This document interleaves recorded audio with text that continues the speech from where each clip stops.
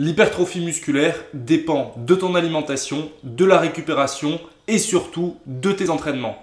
Si tu veux prendre du muscle, faire du bricolage à la salle ne donnera aucun résultat. Il faut donc t'entraîner correctement avec les bonnes méthodes et en respectant quelques principes.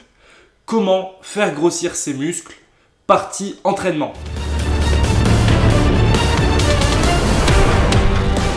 L'hypertrophie musculaire désigne un processus qui a lieu dans ton corps et qui permet à tes muscles de croître en termes de volume. Pour cela, ton corps détruit en permanence des protéines musculaires et en produit d'autres. C'est le catabolisme musculaire et l'anabolisme musculaire. Lorsque l'anabolisme musculaire est supérieur au catabolisme, alors tu es en situation d'hypertrophie musculaire. Et c'est ça que tu dois rechercher à la salle en t'entraînant.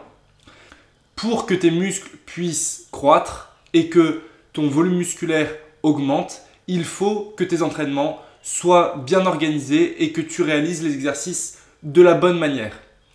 C'est pour cela que le bricolage ne donne rien et qu'une mauvaise exécution des mouvements ne te donnera pas de bons résultats.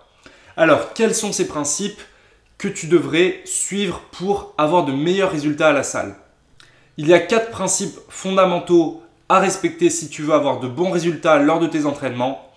La tension mécanique d'étirement, la tension mécanique de contraction, le temps sous tension et la progression des charges utilisées. Si tu réalises un bon mouvement en respectant ces principes-là, tu maximiseras tes résultats. C'est parti, je t'explique comment maximiser chacun de ces facteurs pour optimiser tes résultats. D'abord, la tension mécanique d'étirement, c'est l'étirement de ton muscle. En fait, plus ton muscle va s'étirer, plus il va produire de micro-déchirures et ces micro-déchirures lors de la réparation musculaire vont permettre de créer plus de myofibrilles dans tes fibres musculaires. Et c'est cela qui va te permettre d'avoir une bonne croissance musculaire.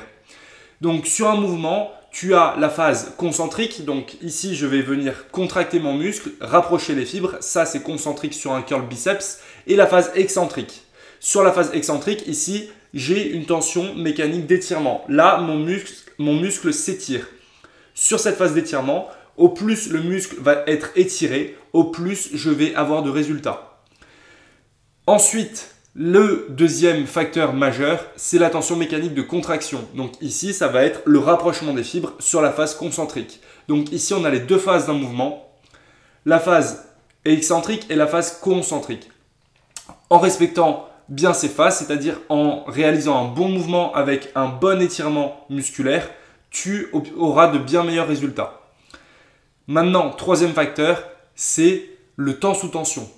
Donc, réaliser un mouvement à toute vitesse comme ceci va travailler ton système nerveux, mais très peu tes fibres musculaires. C'est-à-dire que tu vas accroître ta capacité à porter des charges plus lourdes, mais tu auras du mal à avoir des résultats sur l'hypertrophie musculaire. Si tu veux progresser en musculation et obtenir un volume musculaire plus important, il est important d'avoir un temps sous tension important. Donc pour cela, je te conseille d'avoir une phase excentrique lente avec un tempo d'exécution de 3 secondes environ et une phase concentrique un petit peu plus rapide. Donc 1, 2, 3, 1, voilà, en accéléré, ça va donner ça. Si tu viens trop rapidement, tu stimuleras beaucoup moins tes muscles.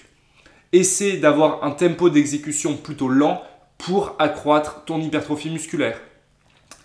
Et le dernier facteur de croissance musculaire, c'est la charge utilisée.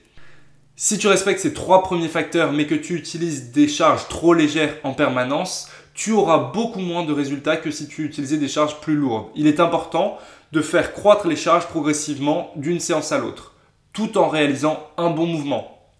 Faire un mauvais mouvement avec des charges lourdes te donnera une moins bonne tension d'étirement, un moins long temps sous tension et tu n'auras pas de bons résultats.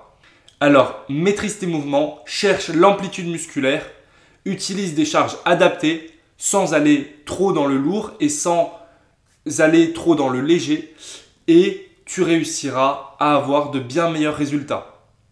Aussi, tu peux allonger légèrement ton temps de récupération. Avec un temps de récupération d'1 minute 30 environ, tu permettras à tes muscles de bien récupérer pour la série suivante et tu auras un meilleur résultat musculaire. Si tu cherches des temps de récupération trop courts, c'est-à-dire un petit peu moins d'1 minute, 45 secondes, tes muscles n'auront pas bien récupéré et tu ne permettras pas à tes muscles d'avoir l'énergie nécessaire pour exploiter toutes tes capacités.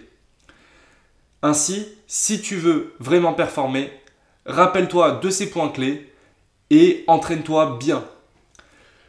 Pour la partie entraînement, si tu respectes ces points clés, tu vas vraiment avoir de meilleurs résultats.